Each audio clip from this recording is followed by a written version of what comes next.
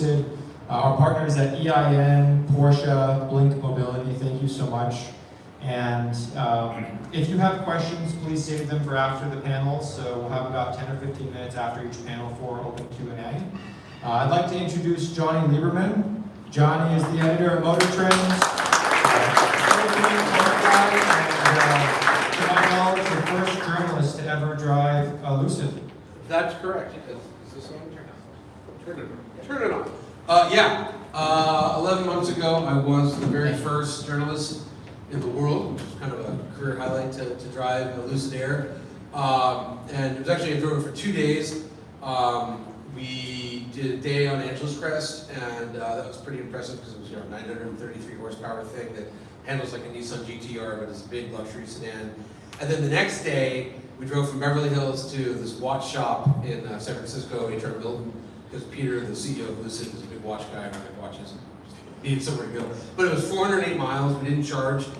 Then we got back in the cars and drove to Lucid headquarters, 35 miles south there in Newark. And my car, and I wasn't necessarily hypermiling as well as I could have, it had 30 miles of range left. And Peter, who was hypermiling and literally going 70, I was trying to go like 72. He was going 70 the whole way. He had 72 miles of range left, so his car would have done 516 miles on a single charge. It was very eye-opening to me. I was just like, wow, range anxiety is now a thing of the past. I was just very impressed by the product. And then I got a tour of like the Willy Wonka factory that is Lucid Motors. And I came back and I was like, guys, you're not gonna believe this. And then we have our Car of the Year event every year, and I wasn't able to go, but my colleagues, they picked the Lucid Air as our 2022 Car of the Year, because it really is just, it's an amazing vehicle. And then I also recently purchased a Rivian. Shaheen's over there, him and I, well, he did a lot more than I did, but we drove one Motor Trend off-road 7,700 miles across America on this thing called the Trans-America Trail. We did about 200 miles a day off-road, charge at night, found chargers, and I just fell in love with the thing. It's just such a cool truck, so I actually just purchased one and enjoying it very much. But I'm here really because the Lucid is our Car of the Year, and actually the Rivian's our Truck of the Year. So we like EVs and Motor Trend. I don't know how else to put it. But I'm here to talk to this guy. This is Derek Jenkins. If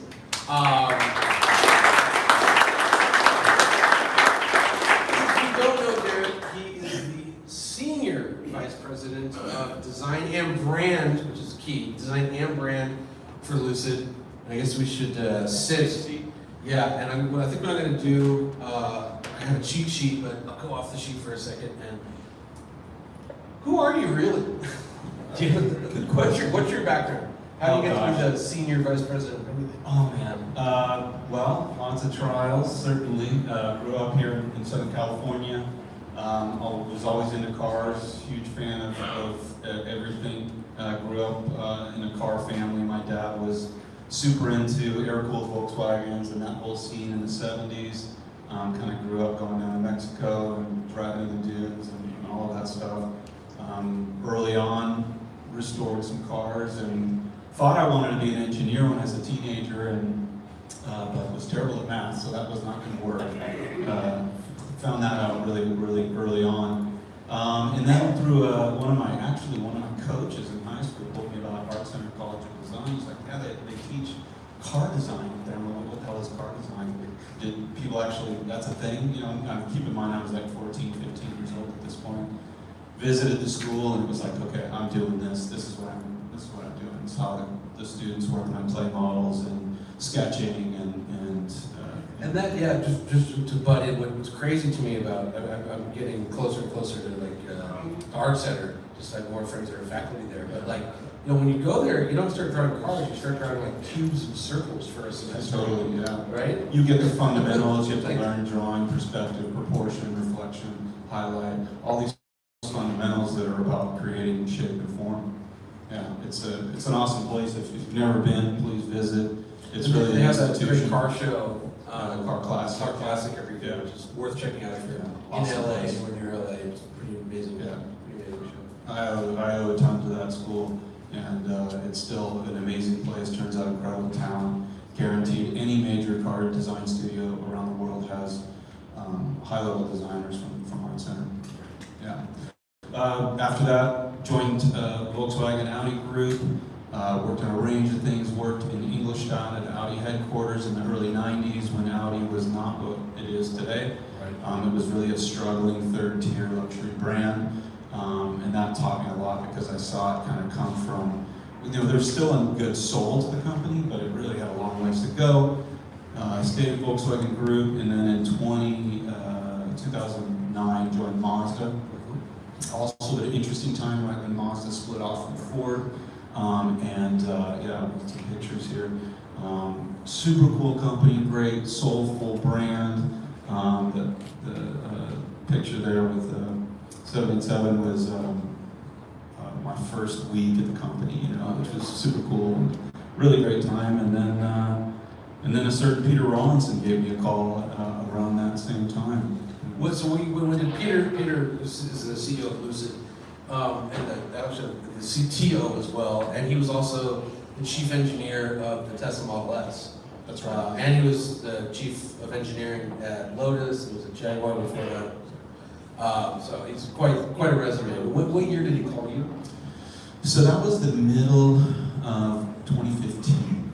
And that was it was a significant call because I had very close friends that had gone off to Tesla.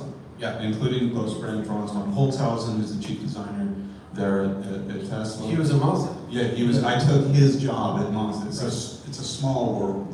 The car design world is really small. And I remember when he took left Mazda, and that was in like 2008, I think. He left this great job at Mazda, and I remember saying, "Dude, what are you doing, man? Nobody starts a car company. It's ridiculous." Right. Tucker didn't do so hard. Yeah. I was a total naysayer at that point. He's like, "I gotta try this." It's crazy because before Tesla, the last successful new American car company was Oldsmobile. Right. In 1926, I think that's when Oldsmobile it was a companion brand. That's right. Yeah. Okay. So Peter calls you. What does Peter say? He said, I knew who he was, and had a great reputation as an awesome engineer. He's like, I want to start EV 2.0. I want to take electrification, performance, range, efficiency, packaging to a whole new level, a whole new technological level. And he joined me to start this brand. And we really hit it off from a design standpoint because he had a strong ethos of design and engineering working together to really form this kind of cohesive look and feel that was honest, really great design, not just trendy styling, but really trying to create something that is intrinsically functional and effective and looks amazing as a result. Now, is this something like the Lucid ethos, the Lucid brand values? Is this something you had in mind previously, or it was more like, oh, okay, I have a clean sheet, and this is a cool thing to do, but like the California centeredness of Yeah, Lucid. I mean, we started early on, kind of like, what are we going to do? Is this are we going to do an SUV? Are we going to be an electric Bentley? Are we going to make a sports car? And that really was kind of an open blue sky thing. And it was like, who's our customer? What are we going after? What's the difference between us and Tesla, or us and Audi? Well, that's a great question. So what is the difference between Lucid and Tesla? Yeah, I think that's what really directed us from the beginning. We knew that to get a wider audience and to bring this amazing technology, we had to focus more on a luxury customer. It was really from day one a business strategy, I think, and so this feeling that like we've got to try to bridge the gap between kind of the early Tesla products and high-end luxury vehicles. There was nothing going on there, and at the time that we started this, Mercedes, BMW, Porsche, nobody was doing EV, not even close. And so we knew there was an opportunity there to kind of somewhat reinvent what an EV luxury product could be. And it's interesting too because, I think, again, you're a new brand, so nobody knows anything, but I talk to people and they just think it is Tesla 2.0, not that it's like a higher end luxury brand. Like Tesla, when they started, they had, just the Model S, but they're what they do now is Model 3, Model Y. Yeah. And Lucid is, you have the Air, the Gravity SUV that's coming, they're luxury things. That's right. Priced like luxury things. That's right. And I think a lot of people, they don't quite see that yet. Yeah, I think it's one of those things where, of course, when we get the interest of Tesla owners, but the vast majority of people that come to Lucid or interested in Lucid are people that have been curious about EV, but they haven't found the right product yet. And so then they say, I've been driving the 7 Series, or I have this Audi A7, or whatever, and then they see Lucid Air, and it's like, okay, finally something that's more what I'm looking for, And let me ask you this, we talked about this a little bit yesterday. I was up at their headquarters yesterday, and I actually drove an Air down, which is in the parking lot. I'll see it later. But we pre-planned this a little bit. But I said the decision to launch a sedan in a world where the sedan is dying out as we know it, and that's gone SUV crazy in the States, SUVs and trucks.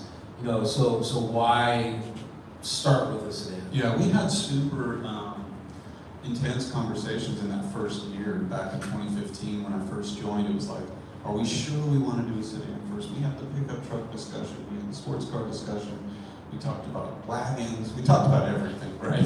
And Peter, I think the point of view from Peter was like, listen, we want to be exceptional in performance, in handling, in ride quality. We have to be exceptional with efficiency, range, component efficiency, aerodynamics was paramount.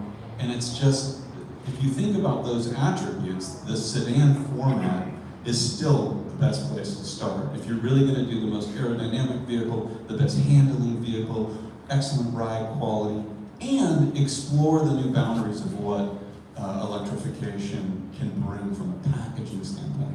Getting more space inside the vehicle, keeping the outside of the vehicle compact. Now, of course, we can add those things to an SUV, but you're still not going to get to the specification or the boundaries of those things. Right. And that's another thing that if you're not familiar with Lucid, what's interesting, you can see back there that they have the motor, transmission, and inverter, and it's pretty compact. If you look at that from most other EVs, all other EVs really, they're much larger, much heavier.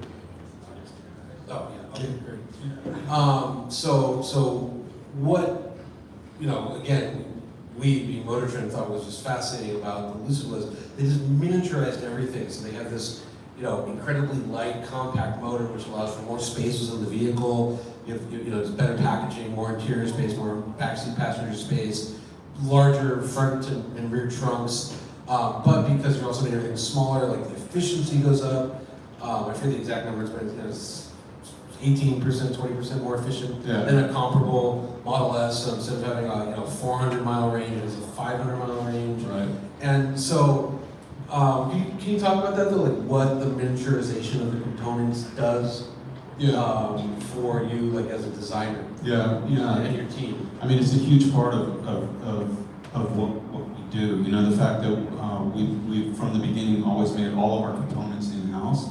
It's all our own technology. The energy density of our drive units and all of our power electronics is what helps bring some of our efficiency. So that allowed us to really package the vehicle different. And from the beginning, we were really looking to minimize the front overhang, front hood area, minimize the length of the trunk, and maximize the cabin space. And the components are what allow you to do that. And I remember when I first joined the company, and Peter was like, listen, we don't need this big long hood, we don't need the big grill. And at the time that was like, yeah, but the long grill and the big grill and the long hood is what tells people it's luxury. And it's like that, it clicked in my head that it's like, actually that's what's gonna tell people it's old fashioned in a few years. That big long hood that tells you there's a V12 in there is quickly becoming meaningless. It's funny you say that. You were at Audi. We had an Audi S8 at the office the other day. Yeah. And it's reached peak grill. You couldn't do a bigger grill. In fact, it's blacked out. There's like kind of, it looks like this bottomless chin. It's just forever and ever and ever. It's as wide as the vehicle. And it, it's cool, it still looks aggressive, but I'm looking at it, and again, I've been about this Rivian, all I do is stare at it, and it doesn't really have a grill, it's just this big smiley face thing. And I'm like, this Audi's gonna look so, it's just gonna scream old-fashioned. Totally. In months, if it's not already doing it to designers now, the people hip to EVs, they're gonna see that soon, and then the rest of the world. But it was just ironic because Audi, when you were at Audi, you guys started the big grills. Totally. Yeah, no, I mean, it's like any trend. Yeah. That trend, the more expressive face of cars, it's really kicked back in gear in the early 90s, right? And that's when we had cars like the Dodge Viper and the Miata, and then the Audi TT came along, and we got and so, and then it was cool, it was fresh, it was exciting, cars were getting more emotional. But like any trend, it's like, oh, let's go further with it, and then it becomes like, it's like Elvis, it just becomes, it's an exaggeration of what was once really pure, Yeah, and again, not to pick on Toyota, but you look at like a Camry grill now, is like stretched out past the headlights. Totally, the grill, yeah. It's crazy. Yeah, no, it's, your Camry, all those really basic cars look like what high horsepower cars looked 10 years earlier, So, I think what we should turn to now, and we talked about this a lot yesterday, was California. And I remember the first time I was poking around in a Lucid, there was a little bear flag sewn into the front seats. I'm from LA, I'm from Southern California. And I have a lot of California pride. I just thought that was super cool. And then I met you, and you ran me through the interiors, and like, this one is, Santa Monica at 5:01 a.m. when you're about to go surfing. This is what the interior is designed after, and they're all like that. And I thought it was cool because, California, like it or not, is the center of the car universe. Detroit makes a lot of cars. Yeah, Stuttgart makes a lot of cars, but they sell them here, and they sell the new ones and the expensive ones and the exciting ones and the innovative ones here. Now. Tesla, then Lucid, and Rivian, you guys are seem to be headquartered everywhere, but mostly in California. Yeah. And so it's like the EV revolution is coming out of the state. So can you talk about like the importance of California to the Lucid brand? Yeah. No, this was a big topic. I mean, when I first joined, we needed to figure out like what's our origin story, what's our reason, and having come from California, but then worked in Europe, worked in Japan, and whenever I was working for a German company, it was important that it still felt German, right? That the essence of Germanness was in the car, And I think if you think of German products, it's like, born on the Autobahn, and you think of the German engineer and the discipline of that culture, and that's in the cars. That's why we love German cars, right? Or British cars, you got that old world sophistication and charm and wit, and it's a piece of British culture that's in a Bentley, And conversely, the beauty of Italy and, sophistication and the temperamental nature, and it's like all of that's in the cars, right? That's why we love it. And so for us, it was like, I wanted to dig deep into what it makes California. And I think probably a lot of folks here from LA. LA is, in my opinion, the car center of the world. And that's why there's amazing museums here, And I felt like I got to dig into the culture and all the things California with geography, lifestyle, arts, technology, music, creativity, and try to bring that into a brand. And so that's how that started. Yeah, and it is interesting, what, you always hear California's would be the fifth largest economy in the world if it was a country, and we were talking about this the other day, but we broke the sound barrier in California. Aerospace is from California, SR-71 from Burbank, right? It's an incredible state, and it has beauty. Yeah, it's not perfect. There's plenty of problems. Here in the background right now. But there really is something. I remember I was watching an interview with Werner Herzog a while ago, and the director, and he was saying, the reason he's in LA is because this is where culture comes from. He goes, yes, You have to put up with a lot of yoga and hippie nonsense. But once you get past that, this is where culture is created. And it's always stuck with me. And you know, when I start like meeting you and talking with you, like, you know, you seem to be on that vibe and Lucid seems to be, you know, yeah, there's a lot of cars named, you know, the Ferrari California, or, you know, whatever, the Chevy Malibu, and everybody has a design center in Southern California because the light is great. You talk to anybody in Stuttgart, all they want to do is come out to Pebble Beach because it's pretty, you know, and, you know what I mean? So there's this magnetism in the car world to get everything to California, but no one's, as a company's ever embraced it. That's right. You know, Tesla embraces part of it, Silicon Valley. You know, we're disruptors and we break things, we move quick and all that, but they leave out everything else that you can see on the slide. And Lucid seems to be embracing that. Yeah. And so could you talk about, like, how do you do that? How do you do that as a car company? Yeah, I mean, I think once we kind of went over this kind of high level, like what makes California, California, how can, on one hand, a place with all this incredible geography, incredible creativity, innovation, it's a holiday destination on one hand for folks around the world.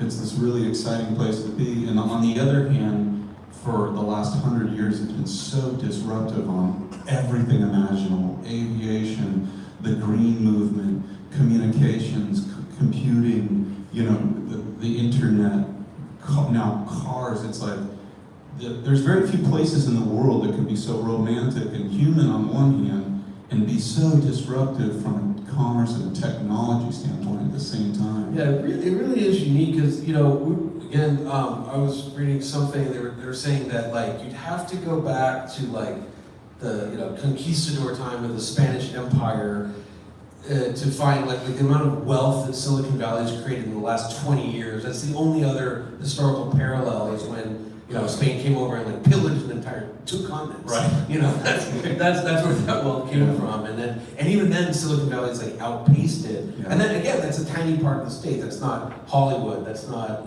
you know, aerospace and everything else, and agriculture, right? Everything. Yeah. So. Yeah. So I mean, from that, we kind of came up with this ethos of heart and mind, right? It's one part emotion, human experience, creativity, beauty, all this amazing, and then the other side, the technology side, the innovation side, always advancing, always moving on to the next level, and the next level, and the next level. And that got us thinking, like, what a great ethos or mantra for a brand to round ourselves out. And then we started to look at that creatively. What if we're doing heart and mind, what does that mean for the car? What does that mean for the materials inside the car? How should the interior look? What's California architecture, and how can we bring that inspiration in there? And then what's our photography style? Well, the photography has to have California light in it, you know? And it just kind of snowballed from there. And so that's interesting, because you're telling me that, you know, Lucid, unlike I think most other car companies, like, you don't go to Don Draper for your marketing, your advertising, right? You do it all in-house. You do the website in-house. You do the showrooms in-house. That's right. Yeah. Which sounds nuts, because, like, you should, you'll have somebody with an MBA saying, you should just be building cars. Right. Why are you wasting time with a web team? You know, but, like, so how did you come to that decision, and what does it allow you to do that, like, you know, Chevy can't do? Yeah, I mean, that was just one of those things. Like, in the beginning, we were just a handful of people. You know, I joined the company when we were less than 100 people. The design department was like 5 people, and it was like, hey, we need a website. Derek, do the website. And I was like, okay. Derek, you know, we need a teaser image of what the car could look like, and we need to redo our logo. You know, and so it just started out of just sheer necessity. But what was great is, in my past experience in car companies, you know, the design group, because they were working 5 to 7 years in the future, they were coming up with where their customers going, where is the trend going, where should, in Mazda's case, where should Mazda be in 5 years? So we were thinking out there, and the marketing team and the external agencies were still doing old, in our view, doing old stuff.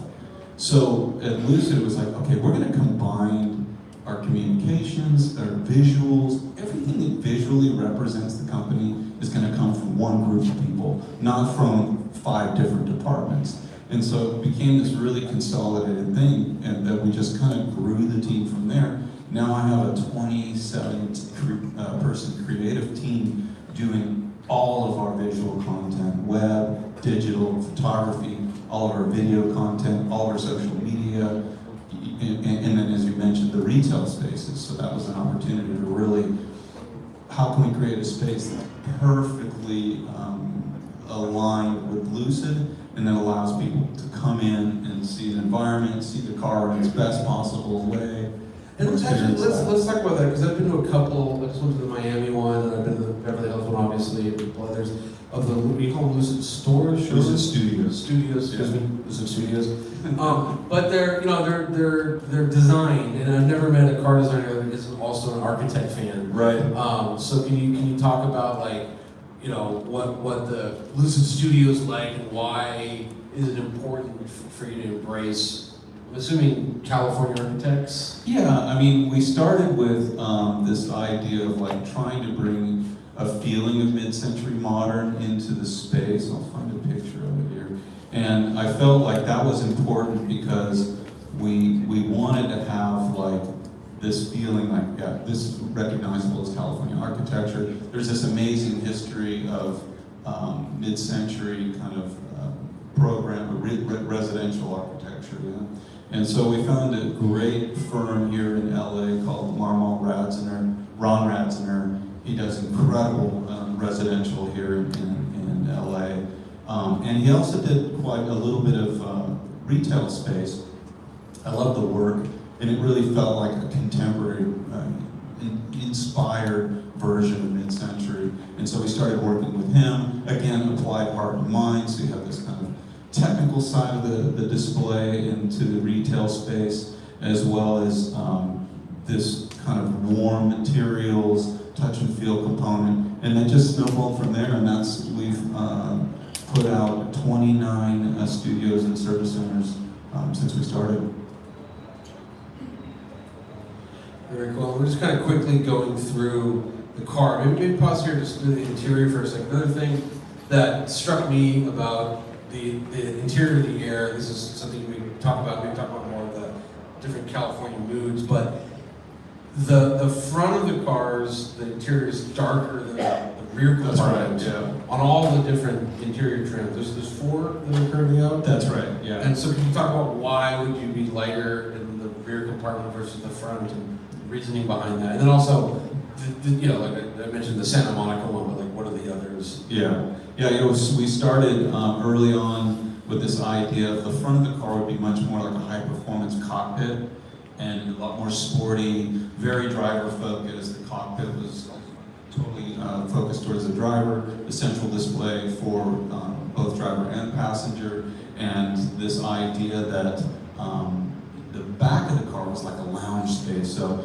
as you can see here, this is our original concept interior, had the reclining seats. And so the front being sporty was done in darker colors and more driving focus. The back being the lounge space, that was done in lighter colors. And that stuck from the early concept all the way through to production. And then we applied that in the different, here you see the different themes. We have Santa Cruz, Santa Monica, Tahoe, you know, that became the material inspirations. And so what this is saying is that, like, at 12:09, I'm assuming that's in the afternoon, at that latitude and longitude, this is the mood. And you actually had somebody go to all these places and, like, sketch. I don't know, what do they do, take pictures? Yeah, so Sue Magnuson, who was our color material and finish designer, when she came in, I said that we really want to think about our interior materials not only from a sustainability standpoint, from a color or tactile standpoint, but what's the inspiration behind it, and how can we make that part of the story when someone comes into our showroom and sees the car, or they configure the car online. And so she came up with this concept of like the inspiration for Tahoe or the inspiration for Mojave is based on that experience in those locations at a particular time of day. In this case, like Mojave, at midnight is like everything's a different shade of black, right? And so we kind of built off that inspiration. Contrastly, Santa Cruz, midday, you see the sand, you see the rich ocean, you see that kind of contrast, you know. In Tahoe, you have the orange sunset, the black mountains, and that's what became the foundation for those trim concepts.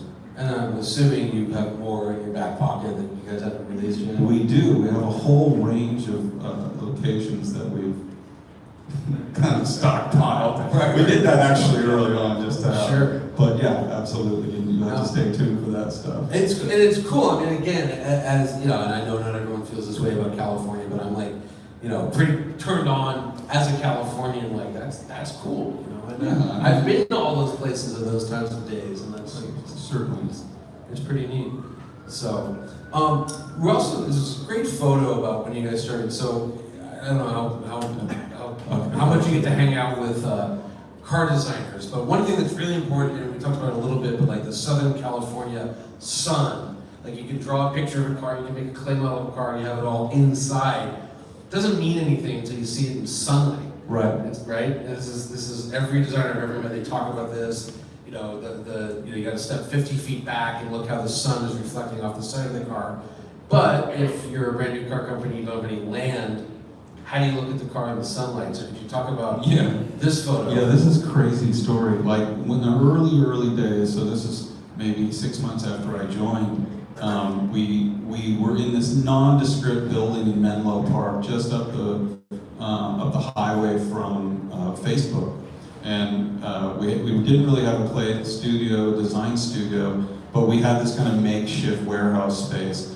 And you know, I'm a big believer in the balance between the digital development, which is still the majority of vehicle design is done in the digital space. We're using virtual reality extensively, but you have to validate it on a clay model and get the clay model outside and look at it, because the scale, the human relationship, the sunlight, you have to do that. Well, we didn't have any space to do that.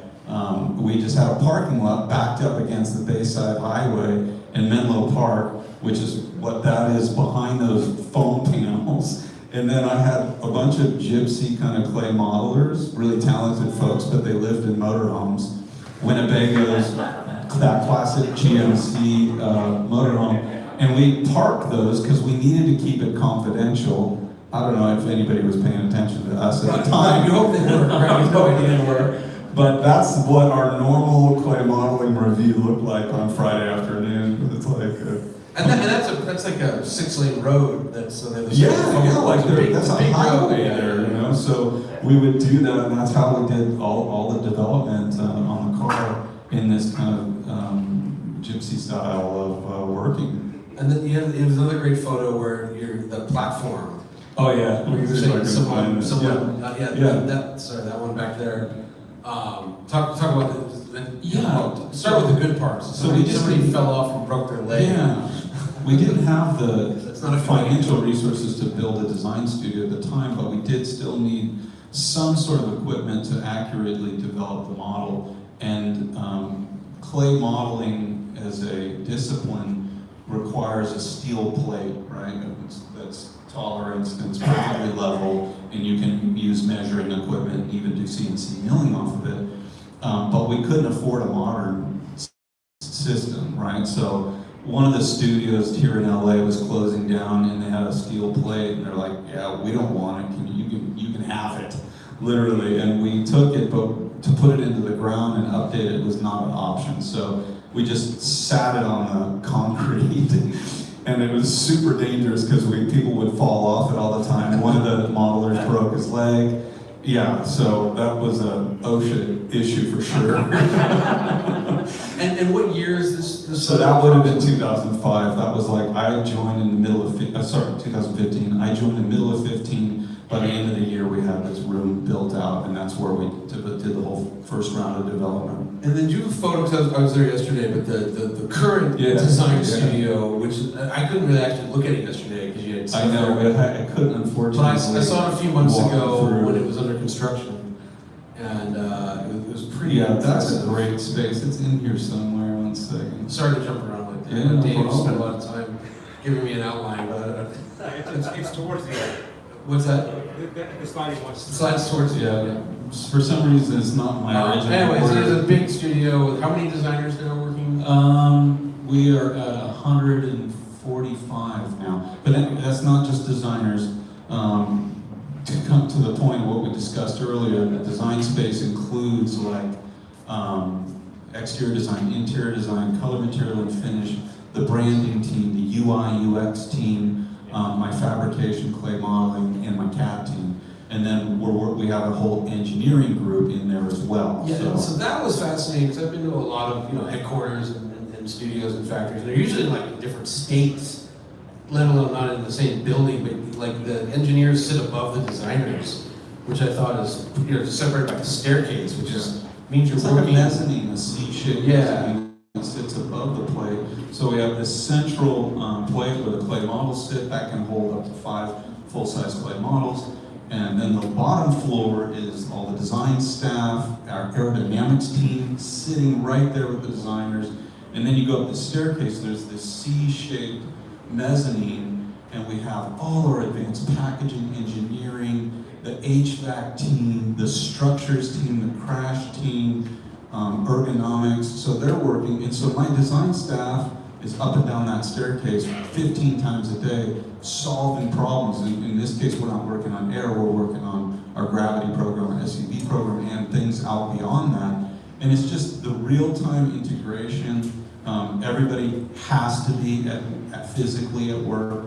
We're not doing we're not phoning it in. And so it's really collaborative and effective for vehicle development. So I think at this point we're about to wrap it up and take some questions from you guys if you have any. But I just want to say that I think at 1 o'clock, if you want to actually get into a Lucid and check it out and either be driven or drive it, I'm not sure, one or the other. That's in the parking structure at 1, I think, right? I think so, yeah. And then before we get to the questions, though, so we mentioned gravity. Can you share anything on the future of Lucid?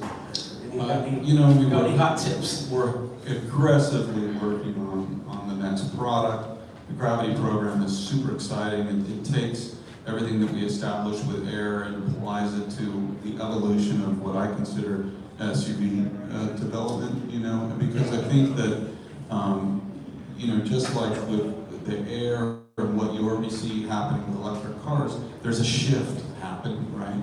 Proportions are changing, attributes are evolving, and so we've done that with air, and we're going to apply that same, we are applying that same kind of aggressive evolution to a crossover to bring, again, exciting attributes that are beyond people's expectations of space and performance and efficiency and capability. And will we maybe see it by the end of the year? I wouldn't even know. Fair enough. All right. But we also have a video. Oh? Yes. Okay. So a couple weeks ago, we were at Goodwood Festival of Speed. Oh, yes. So, yesterday when I was up there, I met Mr. Ben Collins. Yes. If you don't know Ben, he was the Stig on the good version of Top Gear. And I shouldn't say it, I think we own Top Gear now, but anyways. But it was really good episodes. But anyways, he drove the Lucid up the Lord March, or now it's not Lord March, he's Duke of Richmond's driver. Yes, there you go. His son Charlie's Lord March. Yeah. We should watch this video. What I love about this is it's like there's a duality to Lucid Air that is just, it has to be experienced, where on one hand it's this really comfortable, quiet cruiser. You just drove down from our area up to the Bay Area last night, and it's very comfortable. It's great for long rides. It's also 1,050 horsepower, so it's really fun to pass everybody. Yeah. Then you put it into sprint mode, and it's a fire-breathing beast. But even if you just leave it in comfort, it's still 1,050 horsepower. It's pretty damn good. So we were fortunate enough that it got into the final hill climb time challenge, and yeah, roll a video. It's bananas.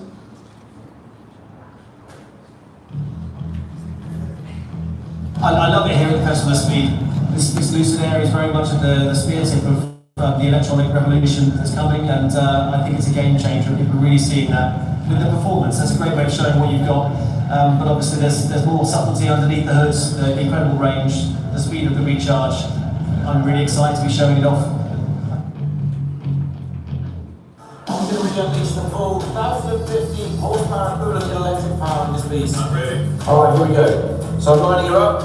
I'm going to have my hand down here so I can flick the traction, full power, and 3, 2, 1, and away, we're off. Right, for launch. Traction in the partial. Wow. Oh, nice bounce there. Put that power down. That's the trick, is to get the car pointed in the right direction so we can really give it that squat down the straight. This is ludicrous. That's impressive. That is impressive. Right, here we go. Coming up the hill now. Nice on the burst of power. Come over the flip wall. Don't want to break too late. So I'm carrying a little bit of speed there, but keep it deep because again, it's all about getting the power down on the way out. So I'm carrying a little bit of momentum. Okay, here we go. Final one to the line.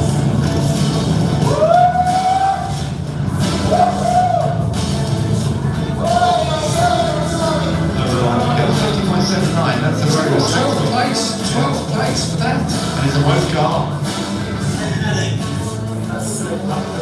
Working and setting us up the hills like a slingshot. After selling it, that's so much more fun than a roller coaster. Yeah, awesome. Awesome car, guys. The Lucid GTP up my maximum. I gave it everything. That's my best lap. You guys at the factory have done an amazing job. Thank you for giving me the privilege of showcasing your performance and your technology at this amazing event at the Festival of Speed. That's me, Ben Collins, signing out with a big, big smile on my face. You guys rock.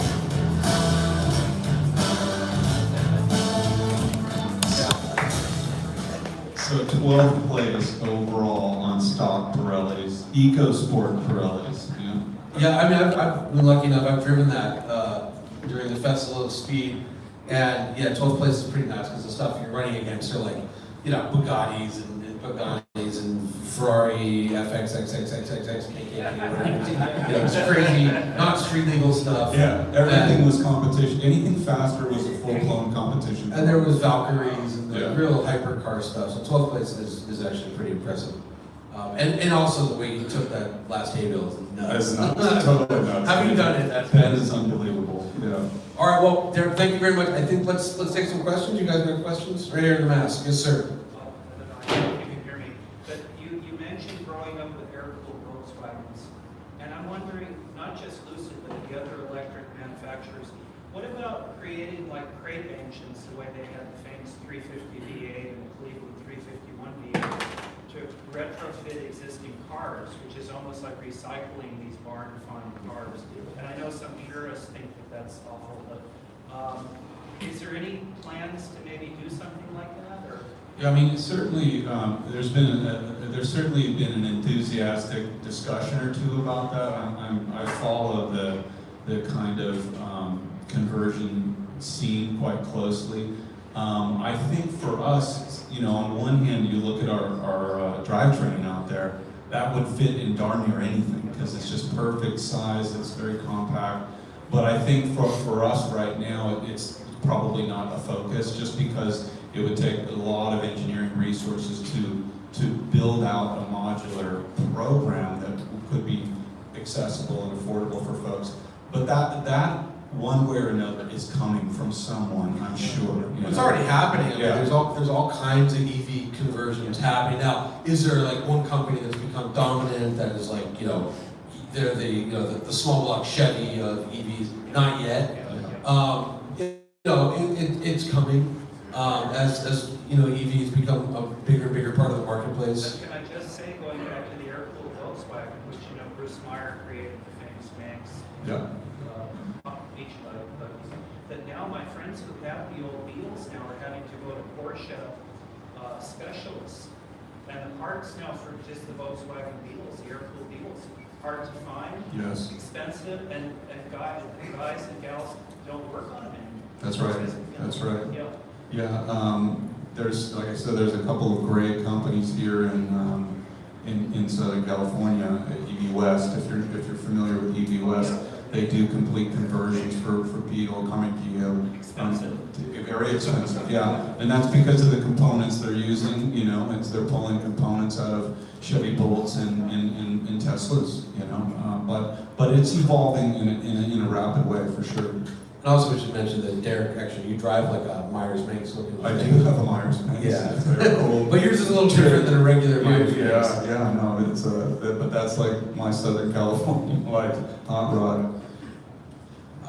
Yes, sir. Johnny knows what I'm talking about. You talked about architecture, how that has affected your design. You know, Southern California is the best car culture in the world, but it's also the best residential architecture. I agree.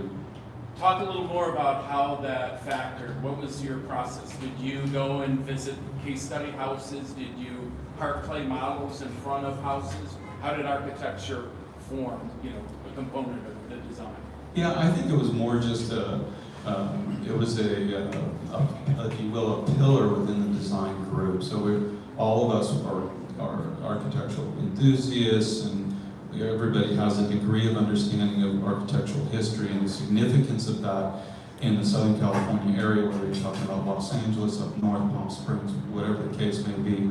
I think all of us have followed that closely throughout our careers, but there's always been kind of a limitation or a little bit at odds nature, especially with interior design, where on one hand, you want the interior to be sporty and automotive and racing inspired and all the stuff we love. And then over here, this side of it, this like, I want it to be like a living space. I want to use more fabrics and less leather, and that's where the mid-century component came in. And then we found also a nice metaphor as we were developing the interior of the car as the first priority. We actually figured out the interior packaging first and foremost before we resolved the proportion of the vehicle. And it really became this inside-out discussion. We're designing from the inside out. We're going to have as much glass as possible to bring as much natural light and openness and airiness as possible, which is, they're all architectural values, you know. Your fabric textures as well. Absolutely. So we were doing all these kind of tweeds and wools, and now those are some combination of, and we have like an alpaca wool, which is sustainably developed. And these were all things that tied back to that Eames style of fabric that you see in the chairs and interior decor. So it wasn't like we were doing field trips to case study tours, because we'd all done that a million times. It was more of like, guys, this is what we're doing. This interior has to feel more architectural than the traditional luxury interior, which is quilted leather and burl walnut and all that stuff. And usually black on black and very Germanic, as you were saying. Absolutely. It's like you sit in the cave. That's right. No matter where you are in the vehicle. Absolutely. Good question, though. Thank you. Yes, sir. Are you going to build a sports car? Well, I think we already did. Two-door. Yeah, I mean, I'll say this, it's something we would all love to do, and I would say you could probably bet that we've studied certain things, but, you know, we have a pretty clear priority and a business plan that is pushing towards, let's say, vehicles that can fit in people's daily lives to start with, that have attributes that are sports car conquering, put it that way. But can I add that every single car designer I've ever met, that's their dream, is to do sports cars. Totally. So, right? I was You fortunate did enough the to, job. yeah, I was fortunate Fourth enough to gen work Miata. on the Miata fourth generation, so.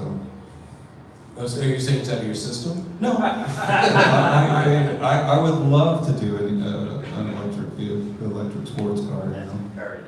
Yeah. Yes, sir, and you're the Hi, pole. okay. I might be asking ahead of time, but the SUV, very interested in. Yeah. Do you have any more information on it, or when, or any pictures? Yeah, I mean, what I would say to that is we did do a teaser model for that vehicle. It's on our website. It's not the car we're producing. That was an early study. But there are cues and things about that vehicle that are absolutely relevant that we've evolved into the what's going to be the final vehicle. As I mentioned, it's going to carry forward all the values that we've established with Lucid Air with respect to performance, aerodynamics, efficiency, space utility.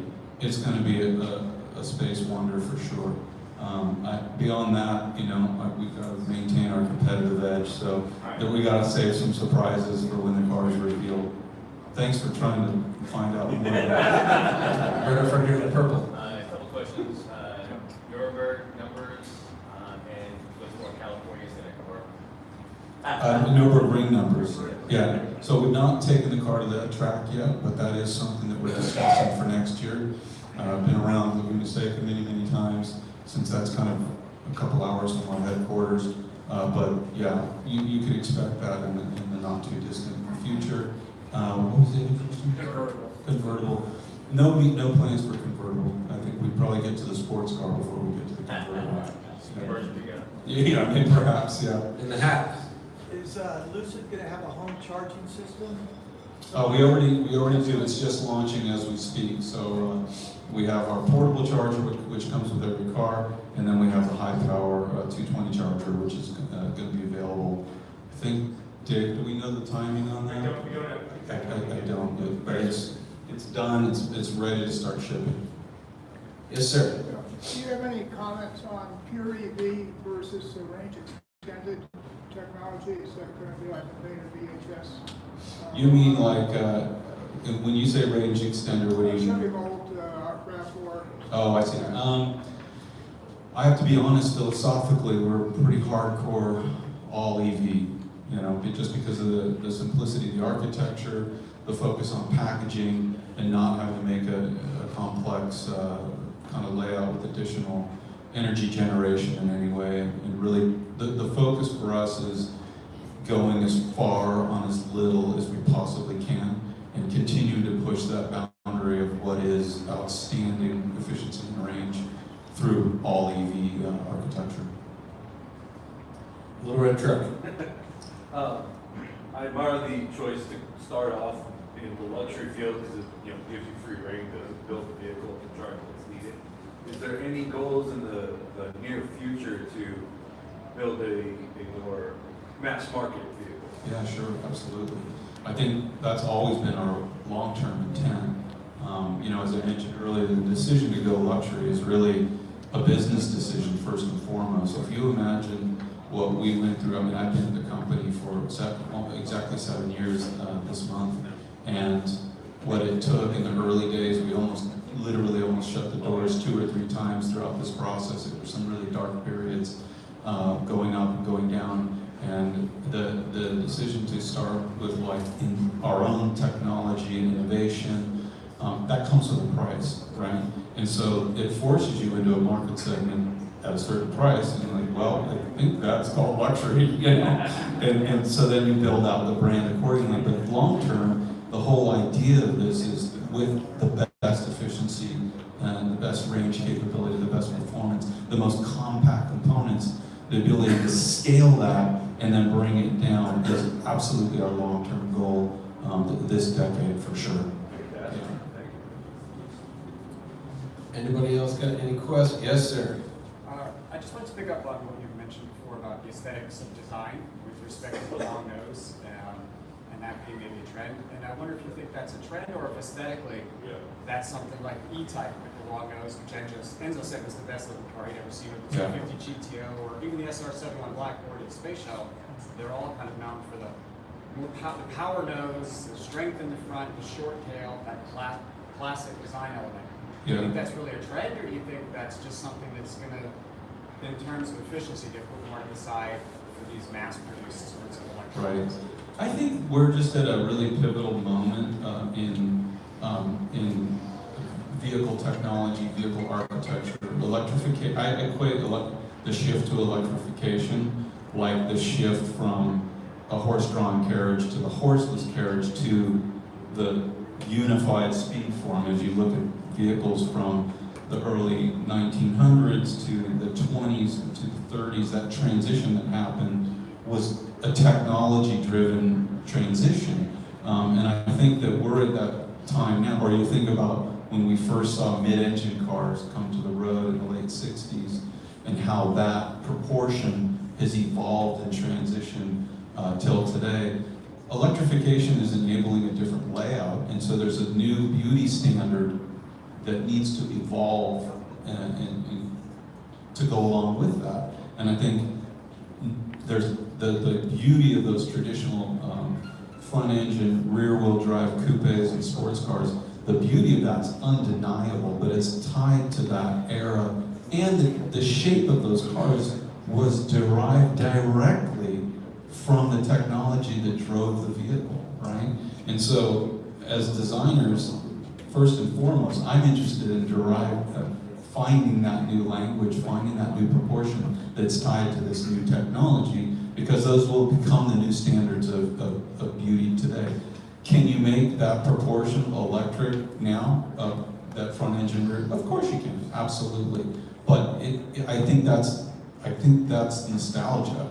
That's a nostalgic statement in design, and not necessarily one tied to technology and form function kind of focus. It's interesting because it's a difference between like what we're biologically wired to like, as opposed to what you think is sort of technology driven.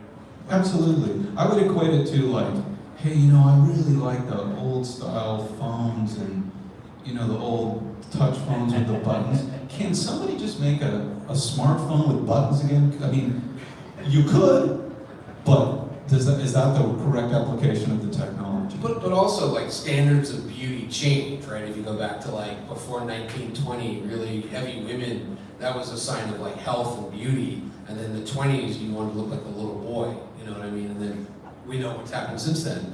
And like, you know, the E-Type, yeah, gorgeous because it had an inline six. Had they put a V8 in there, which they couldn't afford to do, which they probably should have done to compete performance-wise, it would have looked different. The nose wouldn't have been as long. So the automotive forms are absolutely led by the technology, what powers them. You know, the reason, you know, when a Lamborghini Countach's door basically touches the front wheel is because they had to shove the passenger compartment all the way forward to fit longitudinal V12. The Miura had a sideways V12, looked like a front-engine car, and it was gorgeous, but it was trying to look like something it wasn't, which is why I'm never as big a fan of the Miura as a lot of people. Totally. You know, so yeah, and you're right, like, not only do you have to think about what is like a sexy EV, but we're gonna, you know, we're not that many years away from cars that won't necessarily even need steering wheels. And if you don't need a steering wheel, then you need a windshield. Do you need to have seats that only face forward? Can I just lay down? You know what I mean? So it's all gonna change. But I would add to that, and I think ultimately, as this plays out, because the next decade will be that really pivotal transition to EV architecture where everybody adapts this newfound freedom or flexibility.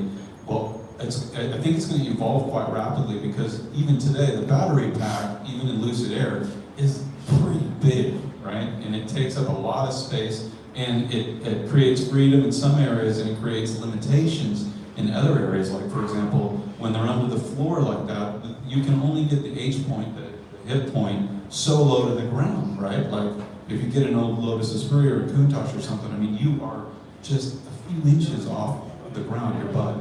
And you just can't do that in this current architecture. But battery packs are going to get more energy dense, and when they get more energy dense, we can make them smaller.